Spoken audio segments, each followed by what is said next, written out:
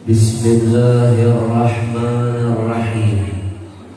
Assalamualaikum warahmatullahi wabarakatuh.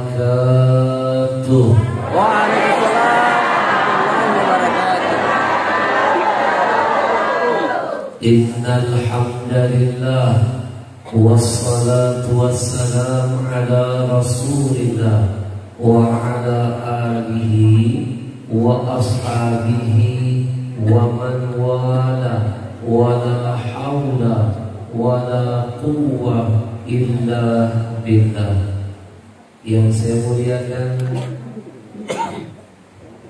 ada hadir di tengah kita Bapak Camat Kecamatan Pujananti.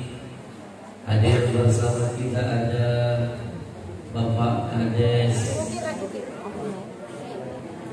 Desa Pujananti dan segenap hadirin hadirat yang berbahagia. Mohon maaf kalau saya tidak bisa menyebut satu persatu.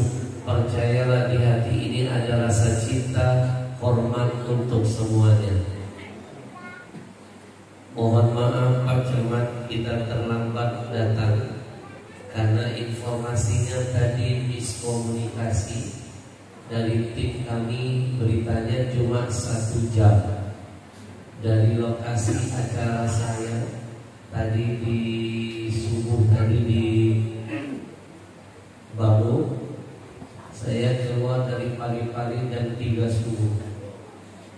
Isi acara tabligh akbar dulu tadi yang pertama subuh. Dari situ katanya ke sini cuma 1 jam. Alhamdulillah hampir 3 jam. Jalanannya mulus.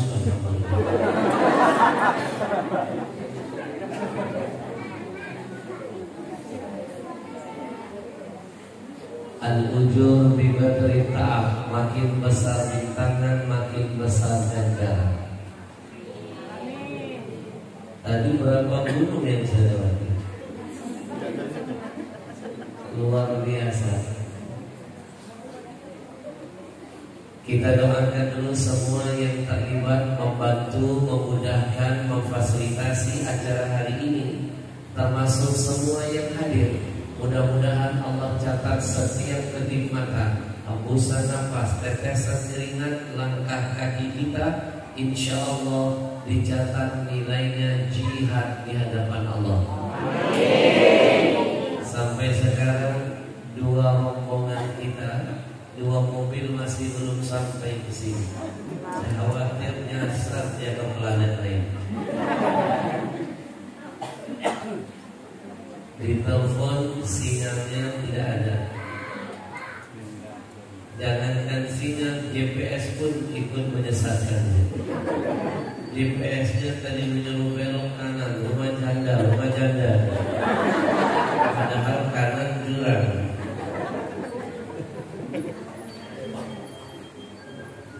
Bapak Ibu yang saya muliakan, izinkan saya juga mengucapkan ribuan terima kasih kepada yang jadi sponsor safari dakwah saya bulan ini. Yang menghadirkan saya bukan bupati, yang menghadirkan saya bukan gubernur, tapi yang membiayai dan menghadirkan saya justru anak-anak muda usianya mantap jihadnya. Mereka berawal dari anak-anak muda yang saleh dari kota Riau, lalu merangkul anak-anak muda lainnya dari berbagai daerah yang ada di bumi Nusantara ini. Mereka membentuk kekuatan lembaga namanya Komunitas Riau Indonesia Mengaji. Mereka lah yang menghadirkan para ulama, bukan cuma saya. Berbagai ulama dikirim di setiap daerah dan ke pelosok-pelosok daerah. Saya dari tanggal 27 Oktober hampir 1 bulan saya tak pulang. Berawal saya dibawa ke Kabupaten Merauke. Sudah ngerti ya? Yang betul apa? Oh, tadi saya bilang yang ceramah siapa? Mulut siapa? Masalah betul. Dengerin aja, masalah kecil jangan dibesar-besarkan. Kita sudah capek dengan kejadian di negeri ini. Yang kecil dibesar-besarkan. Masalah yang besar kayak sampo mau dikecil-kecilkan. Beleng-beleng. Tangan baru belajar. Dari Enrekang saya dibawa ke Sidrap. Dari Sidrap saya dibawa ke Pale-Pale dan berakhir di Kabupaten Baru. Mereka lah yang membiayai semuanya, Masya Allah. Tiket pesawat saya dari Jakarta ke Makassar yang bayar komunitas anak-anak muda. Bapak Ibu, panitia tidak dibebankan sedikit pun. Hari ini titik acara saya yang ke-74. Hari ini titik acara saya yang ke-74. DKM panitia tidak dibebankan biaya tiket sedikit. Harga tiket dari Jakarta ke Makassar mahal. Saya kemana-mana keliling Indonesia nggak pernah saya pergi sendirian. Saya bawa gerbong. Saya bawa asisten saya. Tiket asisten saya pun yang bayar mereka. Salah satunya asisten saya yang langsing ini. Ini kalau naik pesawat, ini dihitung 2 porsi, Pak.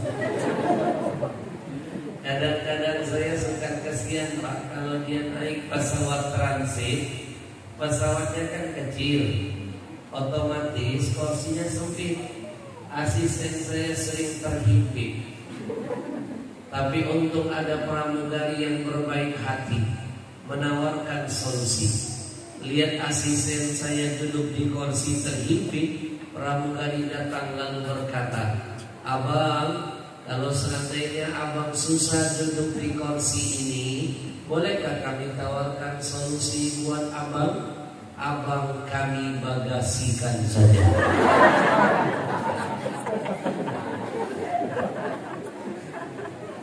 Ternyata asisten saya lebih cerdas dari pramugari.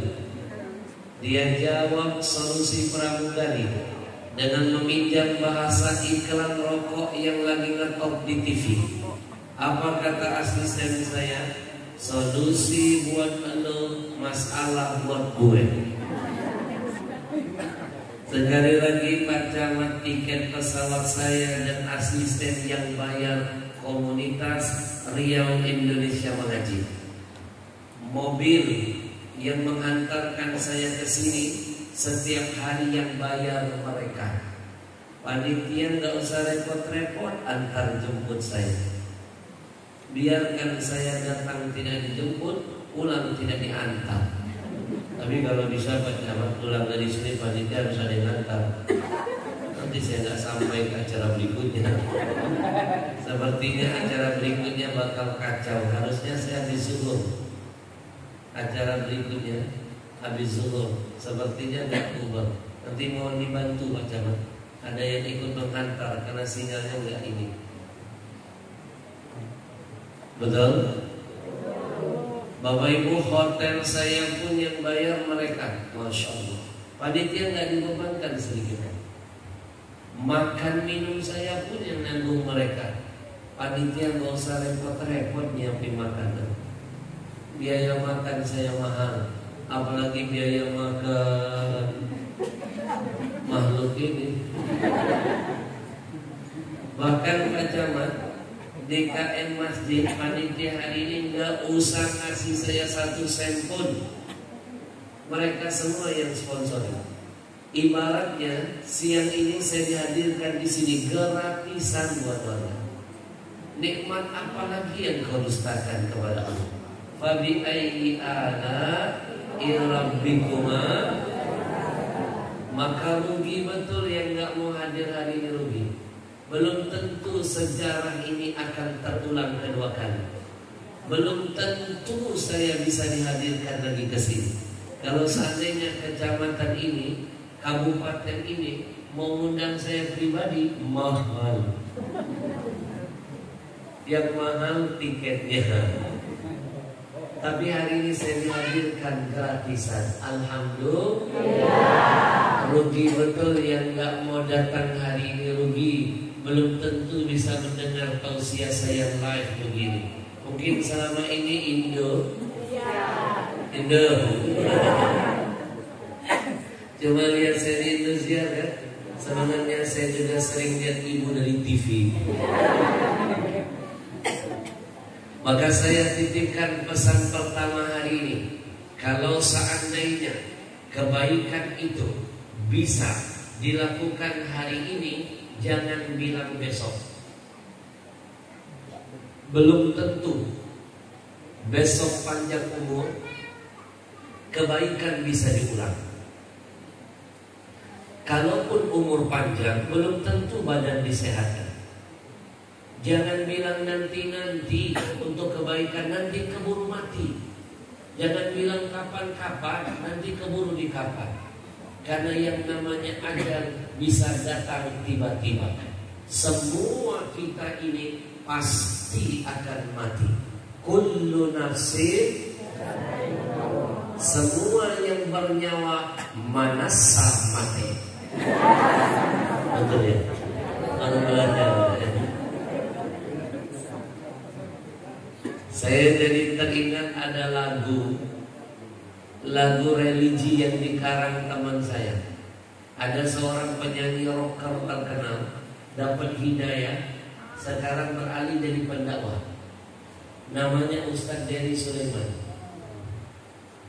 Dia bikin lagu tentang kematian. Saya yakin Bapak Ibu tidak asing dengan lagu ini. Yang liriknya begini loh.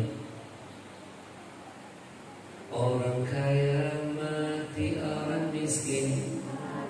Biar nanti saya yang ngomongin orang kayanya, ibu yang mati-mati. Yang kompak ya. Orang kaya mati. Lebih keras. Orang kaya mati. Orang miskin mati. Raja-raja mati. Rakyat biasa mati. Pak Camat mati. Bukan saya banget.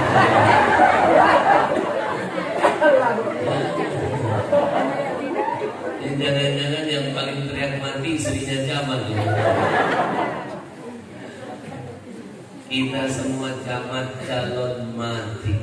Kita doakan Pak Camat, Pak Kades, Allah panjangkan umurnya. Allah berkahi langkahnya. Amin ya Rabbal. Orang yang pintar bukan menunggu datangnya mati, bukan. Orang yang pandai adalah bertanya-tanya dalam hati, amal apa, bekal apa yang sudah saya siapkan untuk menjemput kematian nanti. Wal tanzur nafsum ma qaddamat lighad. Kata Allah, tanyakan hatimu, tanyakan dirimu, amal apa yang kau siapkan untuk kematian. Karena nanti yang pasti menemani kita hanya amal saja. Nabi ingatkan kita, yutba'ul mayyit salasatun. Kata Nabi, ada 3 yang pasti mengiring si mayit. Pasti 3 perkara ini. Ketika si mayit dikeluarkan jasadnya dari rumah duka, akan dibawa ke kuburan, naik keranda. Orang sini bilang keranda apa? Sama keranda juga. Bahasa daerahnya sama begitu. bulian, bulikan, bulikan, bolekan, bulekan, bulekan. Ibu tahu bulekan? Tahu bulekan? Tahu tak bulekan? Pernah latihan naik? Boleh kantor. Kalau enggak terbuat dari bambu, aluminium, kayu. Kendaraan menuju akhirat selalu menampakkan kesederhanaan. Tapi kalau kendaraan urusan dunia yang ditonjolkan adalah kemewahan, ujung-ujungnya melahirkan kesombongan. Betul? Jok kulit, AC, selalu yang ditonjolkan kemewahan. Kenapa ketika melihat kendaraan dunia selalu ingin ada rasa mencoba? Ibu jalan dengan suami, ada pameran mobil baru di mall. Pasti istrinya berkata, "Papa, kita test drive yuk, kita coba naik yuk." Kenapa tidak pernah ada kalimat ketika kita melihat bolehkan, lalu istri berkata, "Papa, kita coba naik yuk." Padahal kita semua pasti akan naik itu. Tangan. Ketika jenazah dimasukkan ke dalam bulekan, dibawa ke kuburan, Nabi ingatkan ada 3 yang pasti mengiring. Ada 3 pasti. 1, amalnya. 2, keluarganya. 3, hartanya. Begitu jenazah masuk ke dalam kubur, ditutup dengan tanah, Nabi ingatkan kembali, fayarji isnani wa yabqa wahidun. Ada 2 yang meninggalkan si mayit. Siapa? Hartanya dan keluarganya. Padahal ketika si mayit masih hidup, dia banting tulang, sibuk membahagiakan keluarga. Ternyata yang dia bahagiakan tidak setia, tidak mau menemaninya. Ketika si mayit masih gagah, dia sering bermandikan keringat menimbun harta. Ternyata hartanya tidak ada yang mau menemaninya. Siapa teman sejati kita? Siapa keluarga yang sesungguhnya? Siapa follower kita yang sebenarnya? Ternyata kata Nabi cuma 1, amal-amal baik kita. Fayabqa wahidun, hanya 1 yang akan menemani kita, amal-amal baik kita. Maka hari ini kita mohon kepada Allah, mudah-mudahan Allah catat perjumpaan hari ini menjadi amal terindah untuk hari esok kita nanti. Amin ya Rabbal. Sallallahu ala Muhammad. Sallallahu alaihi wasallam. Sallallahu ala Muhammad. Sallallahu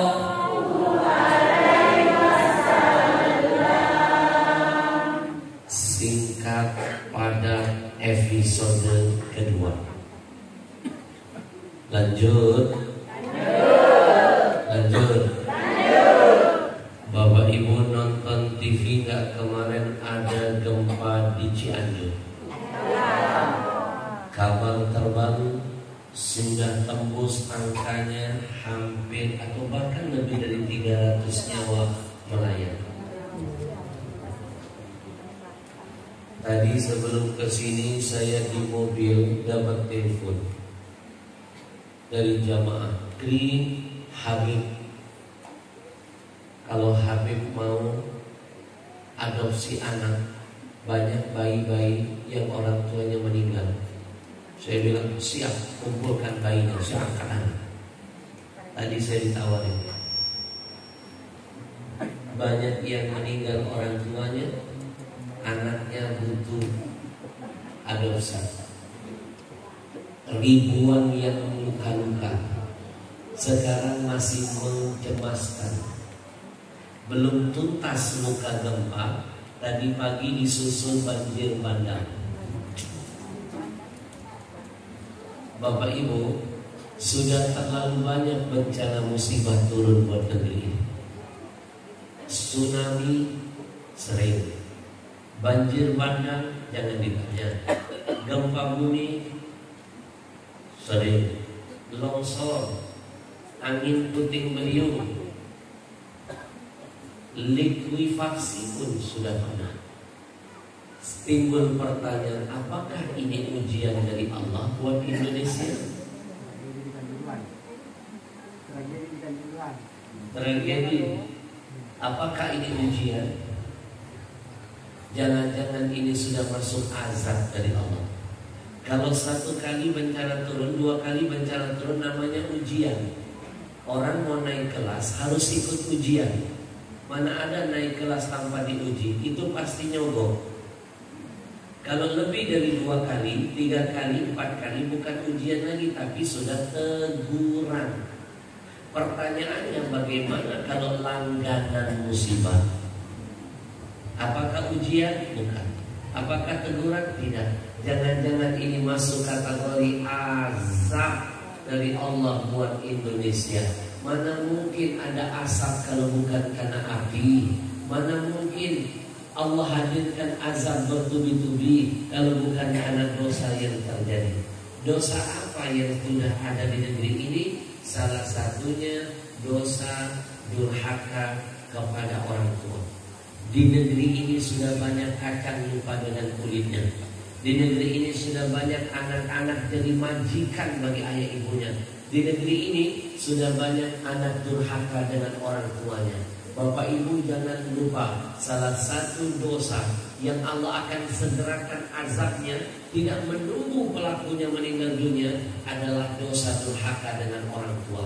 Tidak sholat, tidak puasa, tidak zakat, nanti azabnya ketika sudah mati, pelakunya baru babak belum disiksa di dalam kubur. Tapi durhaka dengan orang tua, tidak menunggu pelakunya mati, masih hidup, Allah segerakan azabnya di muka bumi. Saking dahsyatnya dosa kedurhakaan kepada orang tua, maka istighfar kepada Allah. Astaghfirullah Rabbal baraya,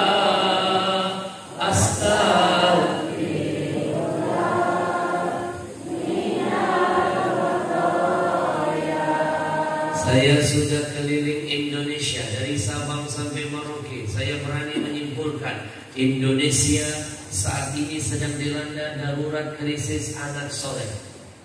Berbagai macam kejadian sudah saya temukan. Kejadian yang pertama saya temukan di Kabupaten Muara Tebu. 5 jam naik mobil dari kota Jambi. Sesampainya saya di sana, saya meneteskan air mata. Ada kejadian seorang anak remaja mengunci ibunya di kandang kambing. Dia tidur di tempat yang bagus, ibunya dibiarkan tidur di kandang kambing.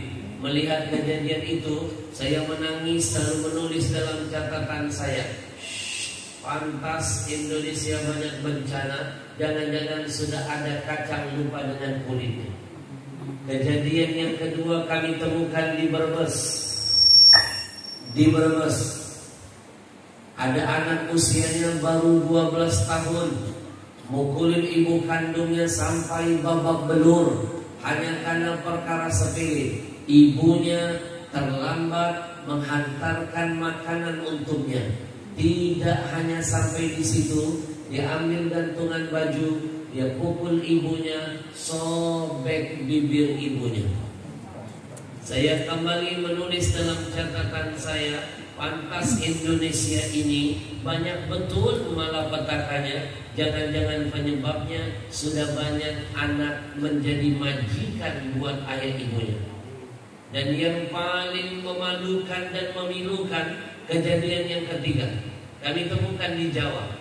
Ada seorang ibu yang janda, wanita salehah, sudah tua, masih semangat bekerja demi mencari nafkah bagi anak-anaknya. Ia rela menjadi kuli di salah satu sawah. Panas, terik, matahari menyengat, ia tahankan. Tapi sayang 1000 sayang, tidak ada seorang anaknya pun yang mau membantu jihad ibunya. Ketika sang ibu tengah bertani di tengah sawah, tiba-tiba masuk anak laki-lakinya membawa parang di tangannya, memaksa minta uang 500.000 dari sang ibu. Ibunya nggak punya uang. Lalu dia kejar ibunya pakai parang. Berlari sang ibu ketakutan, ingin menyelamatkan nyawanya, lalu terjatuh di tengah sawah. Apa yang terjadi? Dia tebas leher ibu. Terpisah terpisah kepala dengan lehernya hanya gara-gara uang senilai 500.000 saja. Saya makin menangis dan mencatat dalam tulisan saya, pantas Indonesia banyak betul marah bahayanya. Jangan-jangan sudah banyak anak durhaka di negeri ini dengan ayah ibunya. Demi Allah, sampai detik ini Bapak Ibu saya belum pernah membaca dalam Quran ada semua ayat. Demi Allah, saya belum pernah membaca dalam semua kitab hadis bahwa ada satu riwayat menyebutkan anak setan tega menyembelih leher ibunya. Sejahat-jahat anak setan, sebejat-bejat anak setan, jangankan membunuh orang tuanya, durhaka saja tidak ada riwayatnya. Tapi anak manusia, jangankan durhaka, membunuh pun ada. Jangan-jangan manusia sekarang lebih gila daripada setan. Jangan-jangan setan sudah takut lihat manusia. Saking takutnya, jangan-jangan ada setan yang berdoa begini kepada Allah, ya Allah, aku berlindung dari godaan manusia yang terkutuk. Manusia sekarang lebih gila daripada setan. Istighfar kepada Allah. Astaghfirullah Rabbal Baraya.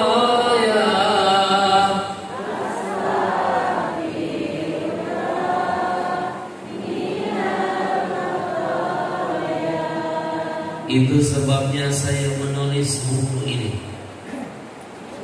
Saya tulis buku ini selama 3,5 tahun.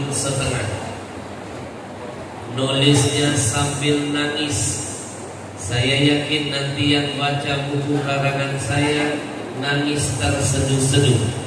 Ingat dosa kepada ayah ibu. Bukunya keren. Bukunya keren. Saya pernah membuktikan saking dahsyatnya buku ini.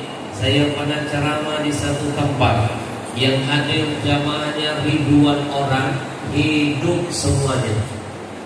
Tiba-tiba saya terharu Pak ketika melihat ke belakang, nampak seorang preman Pak Camat, mukanya serem, badannya bertato, rambutnya gondrong.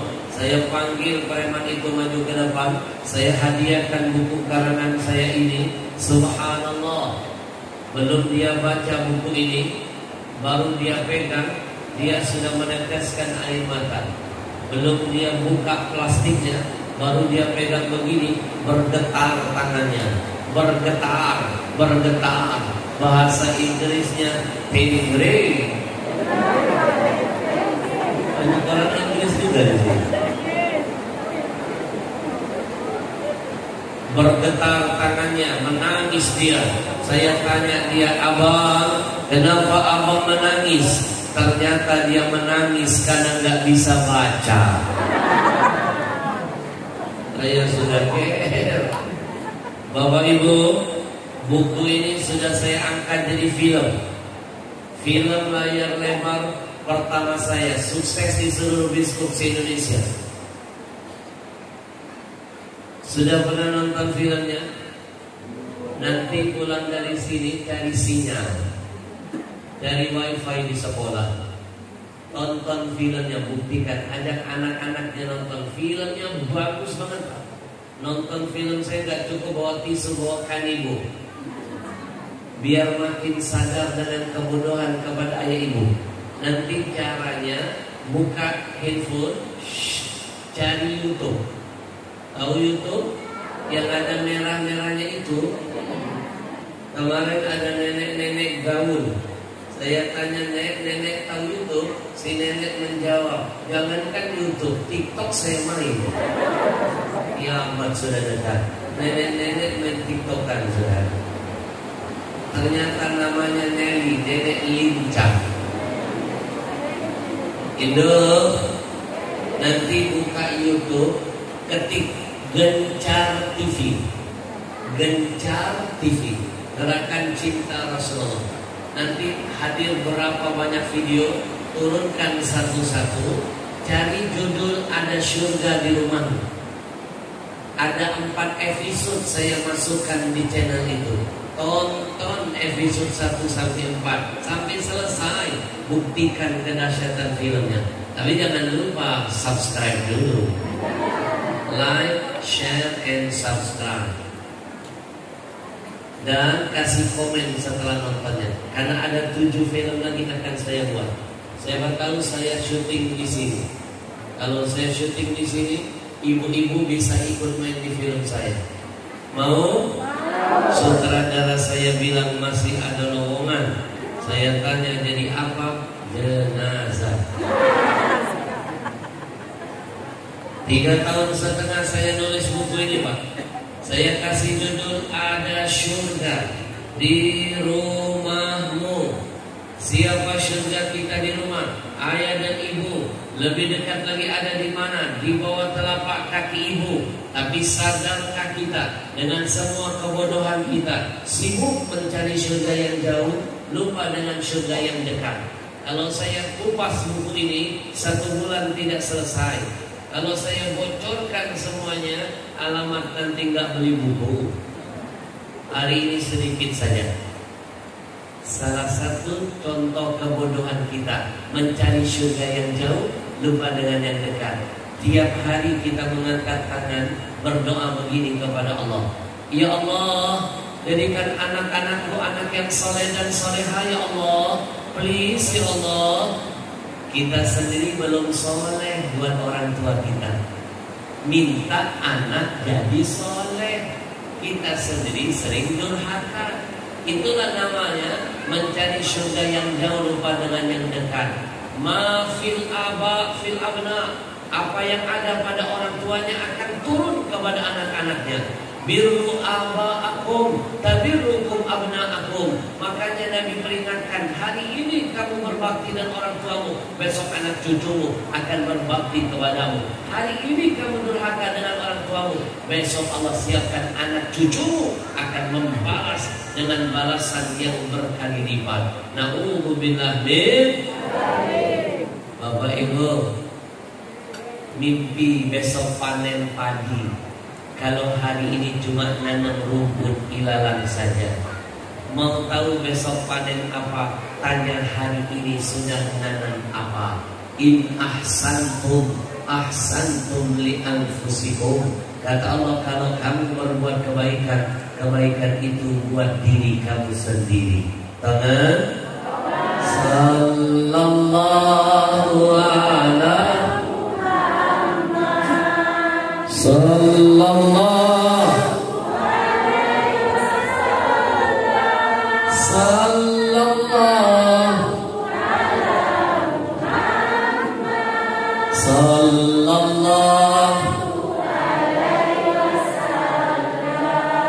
Sebelum saya lanjutkan kajian hari ini, nampak di luar lagi hujan. Saya langsung teringat hadis Nabi. Zikani maturadani doa. Kata Nabi, ada 2 tempat. Kalau kita berdoa di 2 tempat itu, doanya pasti diijabah. 1, ketika azan terdengar. 2, ketika hujan turun, langit sedang terbuka, angkat tangan, berdoalah kebaikan, karena doamu pasti diijabah. Kita doa dulu bareng-bareng yuk. Kita minta kepada Allah dengan surah Al-Fatihah ini, mudah-mudahan Allah berkahi kampung kita. Allah jadikan anak kita jadi anak saleh dan salehah. Allah angkat semua penyakit keluarga kita.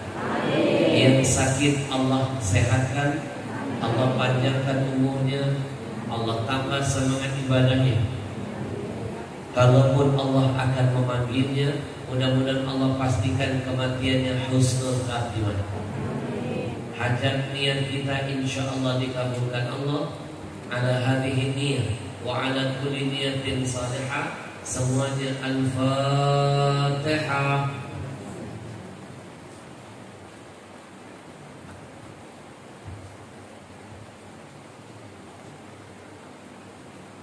Hadirin yang saya muliakan, ada surga di rumahmu, jangan cari surga yang jauh, lupa dengan yang dekat. Apalagi contohnya yang kedua, sadar nggak kita ngomong dengan teman bisa lembut? Kenapa bicara dengan orang tua selalu dengan nada yang tinggi dan menyakitkan?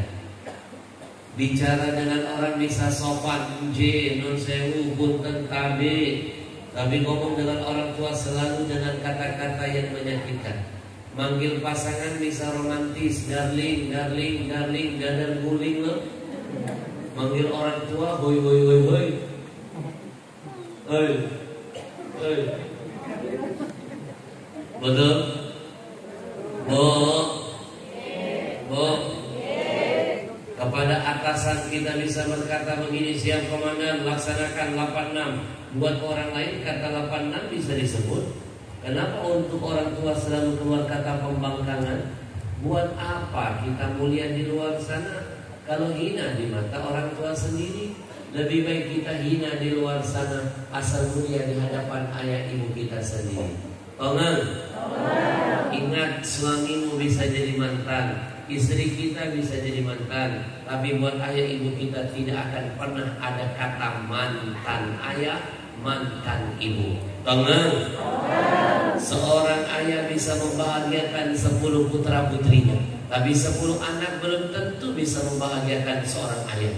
Seorang ibu berani mati ketika melahirkan 10 putra putrinya, tapi 10 anak belum tentu siap mati demi seorang ibunya. Tongan,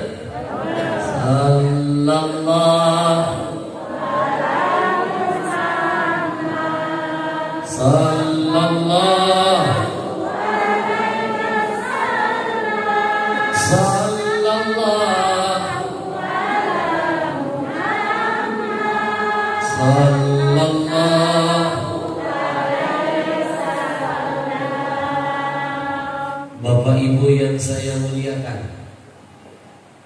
gaji pertama yang kita dapatkan, siapa yang lebih dulu bangga kita traktir?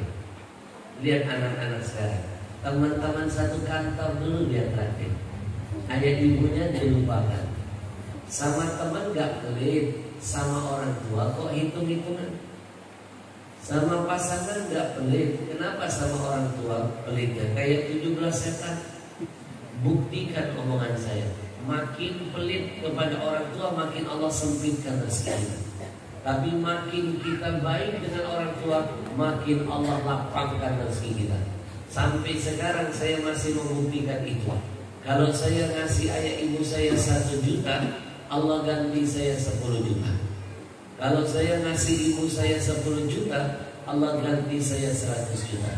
Saya pernah ngasih orang tua saya 100 juta, Allah ganti saya 1 miliar dalam waktu yang cepat.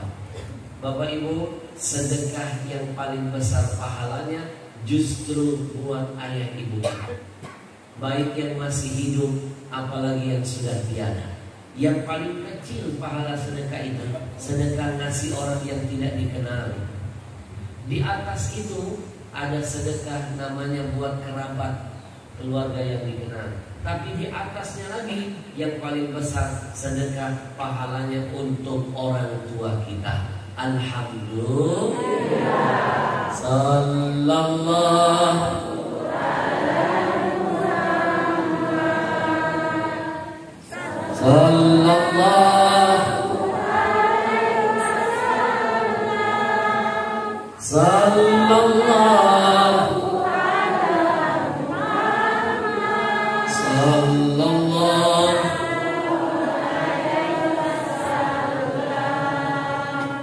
Saya heran lihat anak-anak sekarang makam-makam keramat jauh-jauh didatangi. Keramat hidup satu rumah, ayah ibunya nggak diurusin. Batu nisan keramat dicium-ciumin. Orang tua nggak pernah digituin. Orang tua masih hidup malas mencium kening, pipi dan tangannya. Kenapa ketika sudah meninggal dunia masuk kubur baru mencium-cium batu nisannya? Orang tua masih sehat, kenapa nggak pernah punya waktu pulang ke kampung membesuknya? Ketika sudah meninggal dunia baru sibuk mendatangi kuburannya. Orang tua masih sehat, kenapa nggak pernah punya waktu nelpon berkomunikasi dengannya? Ketika sudah meninggal dunia baru ngajak ngomong kuburannya. Ini yang saya maksud. mencari surga yang jauh, lupa dengan surga yang dekat. Demi Allah saya pastikan, demi Allah Pak, orang tua kita lebih keramat dari keramat manapun. Jangankan mendoakan, nyumpahin kita bisa jadi doa. Doanya makbul, sumpahnya manjur. Demi Allah Bapak Ibu saya tegaskan, kita akan tahu dan sadar betapa mahal orang tua kita nanti ketika jenazahnya terbaring di hadapan kita. Di masa kecil ayah sering menggendong kita, mungkin besok kita lah yang menggendong jenazah mereka. Di masa kecil ibu selalu memandikan tubuh kita, mungkin besok kita lah yang memandikan jenazah tubuh ibu kita. Pengen? Mimpi anak durhaka bisa masuk surga, mencium baunya saja kata Nabi diharamkan. Mimpi anak yang durhaka dengan orang tua bisa mendapat syafaat dari Rasulullah. Melihat wajah Nabi saja Nabi ogah. Anak yang durhaka jangankan dapat syafaat, melihat wajah Nabi saja mimpi. Anak yang durhaka jangankan masuk surga, mencium baunya saja diharamkan oleh Allah. Istighfar kepada Allah. Astaghfirullah.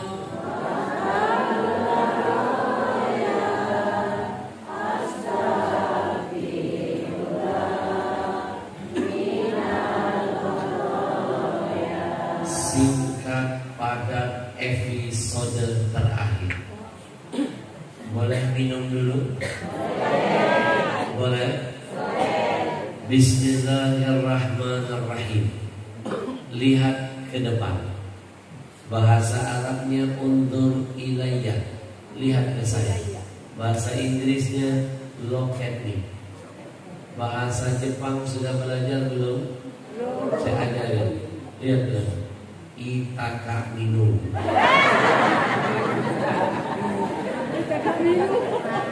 Itaka minum. Banyak orang Jepang belajar. Bismillahirrahmanirrahim.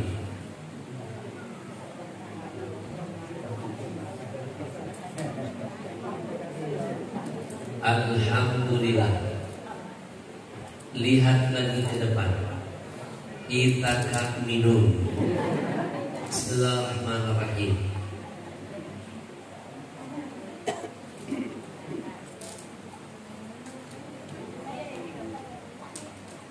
Alhamdulillah.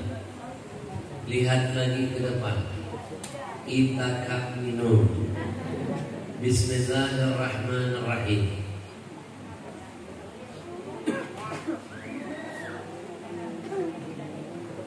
Alhamdulillah. Japuni. Baru belajar. Indo. Ambol. Pasti baru kali ini kan lihat penceramah, minum minta dilihatin. Baru kali ini kan? Baru kan? Setiap penceramah punya gaya yang berbeda. Saya nyuruh lihat karena saya ingin menitipkan ilmu. Begini cara Nabi minum. 3 kali tegukan, 3 kali narik nafas. Karena Nabi yatanafas fi syurbi salasan. Nabi kalau minum 3 kali tegukan, 3 kali narik nafas. Di Amerika, di Barat sudah pernah diselidiki. Di Barat sudah diselidiki. Minum gaya Nabi 3 kali tegukan itu membuat umur lebih panjang, badan lebih sehat, tidak mudah kena penyakit. Bila perlu, ikuti cara orang zaman dulu. Sebelum makan, minum dulu Pak. Nanti waktu makan, jangan minum. Selesaikan makanannya. Setelah selesai, baru 10 menit setelahnya minum. Biarkan makanan tercerna dengan sempurna di dalam perut. Makanan gak jadi mudarat, tapi jadi manfaat. Tengah? Saya tidak menemukan satu hadis pun Nabi minum gaya seledeng. Gak ada riwayatnya Nabi minum gaya begini. Guduk. Itu gaya Fir'aun Pak. Bapak Ibu, kalau minumannya gaya Nabi, insya Allah berkah. Apalagi minuman yang satu ini makin nambah berkah. Masuk Pak Eko. Minumannya Ajwa, Ajaib Water. Kalau di Sulawesi lihat minuman botolnya hijau, tulisannya Ajwa, minum, beli, syiarkan, kasih keluarga. Ini bukan sembarang minuman tersehat nomor 1 saat ini setelah air Zam-Zam. Kenapa? Karena minuman ini berkiblat dari Zam-Zam, belajar dari Zam-Zam, menyelidiki kandungan Zam-Zam. Ternyata Zam-Zam itu minuman tersehat sedunia. Dari zaman Nabi Ibrahim sampai kiamat mengandung 3 unsur. 1, alkali yang tinggi. Kenapa? Kalau diminum mematikan sel kanker dalam tubuh.